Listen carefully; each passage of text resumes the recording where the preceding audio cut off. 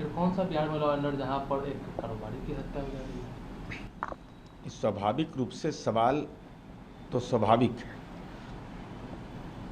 गोपाल खेमका जी यहाँ के महत्वपूर्ण उद्योगपति थे। हॉस्पिटल भी इनका संचालित होता था, इनका विभिन्न स्कूल भी संचालित होता था। इनकी जिस ढंग से हत्या की गई वो हमारे लिए एक चुनौतीपूर्ण है। 2018 में इनके पुत्र गुंजन खेमका की हत्या हुई थी, उसमें भी अपराधी गिरफ्तार हुए थे, उन पर मुकम्मल कार्रवाई हुई थी।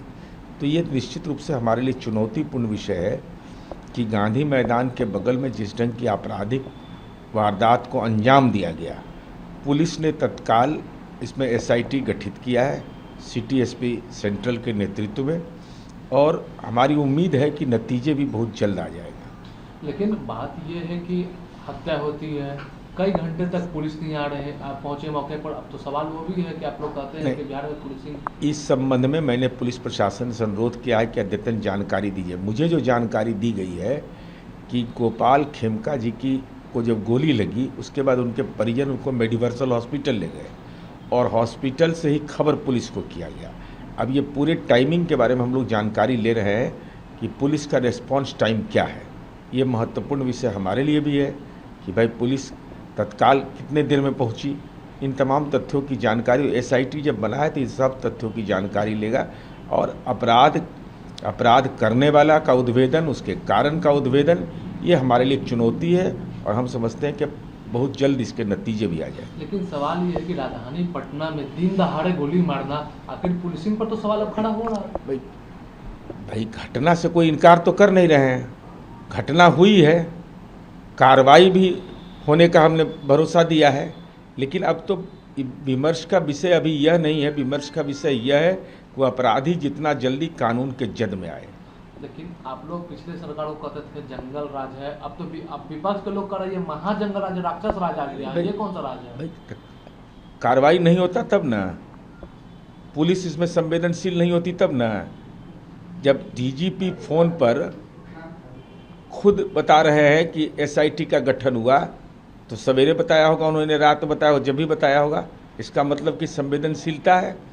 डीजीपी स्तर के पदाधिकारी भी सक्रिय हो गए आपराधिक घटना होने के बाद, तो ये तो भाई एक्शन टेकन जो होगा वह भी महत्वपूर्ण होगा। अब ये सवाल है कि कांग्रेस से वो सैनिटरी पैड, महिला कांग्रेस से सैनिटरी पैड बांट रही है, तो ठीक है, लेकिन राहुल गांधी की तस्वीर सैनिटरी पैड पर हो गया है। देखिए, समय बदला, दौर बदला है, राजनीति का तरीका बदल गया। बेटियों की सुरक्षा, उनके स्वास्थ्य संवर्धन, ऐसे सवाल राजनीति के प्रचार का माध्यम नहीं होता है। लेकिन अब तो राजनीति का दौर बदला है, अब प्रतीक के रूप में लोग अपना अपना चेहरा लगाते हैं। फिर हटा करके प्रियंका गांधी जी का सुना मैंने लगा है। लेकिन हम ये कहते हैं कि ऐसे चीज़ों पर प्रतीक चिन्ह का औचित्य क्या है। जयराम रमेश उन्होंने कहा कि ऑल पार्टी मीटिंग अब एक औपचारिक में बदल रहा है और हम अपने विचारों को आगे बढ़ा रहे हैं, कुछ भी नहीं हो रहा है। देखिए, ऑल पार्टी मीटिंग ऑपरेशन सिंदूर के बाद 2 बार हुआ। ऑपरेशन सिंदूर का नतीजा भी निकल करके आया। हमने 22 आतंकी ठिकानों को ध्वस्त किया। दुनिया के अंदर में पाकिस्तान को जो आतंक सरपरस्त ताकतें हैं, जिसको प्रश्रय देता था, इस संबंध में विभिन्न दलों के सांसद सामूहिक रूप से दुनिया में विभिन्न देशों में जाकर के पाकिस्तान के आतंकी रणनीति पर पूरी बात बताया और अलग थलग पाकिस्तान हुआ।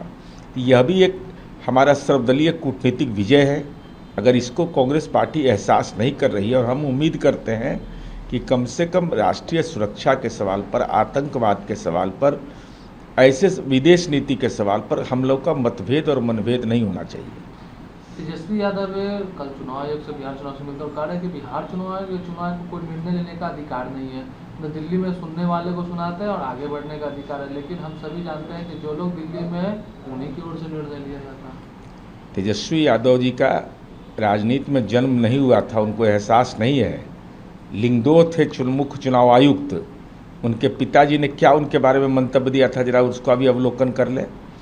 संवैधानिक संस्था है चुनाव आयोग। अगर कोई भी राजनीतिक टिप्पणी करते हैं तो यह कृपा करके बताइए। हालांकि चुनाव आयोग को जवाब देना है, मुझे नहीं जवाब देना है। राजनीतिक दल को यह निर्देश दिया गया था बूथ लेवल एजेंट बनाने का क्या 100% बूथ पर राष्ट्रीय जनता दल ने अपना बूथ लेवल एजेंट बना लिया? अगर बूथ लेवल एजेंट बना लेते तो बूथ लेवल ऑफिसर जाएंगे, अगर कोई परेशानी होगा तो उसको मदद करते हो। तो राष्ट्रीय जनता दल इस बात पर चुप्पी क्यों साधे हुए है कि आपकी जो जिम्मेवारी थी उसके प्रशिक्षण की व्यवस्था चुनाव आयोग ने किया था, तो अपनी जिम्मेवारी पूरा नहीं करिएगा और दूसरे के मत्थे केवल मढ़ के आलोचना करिएगा।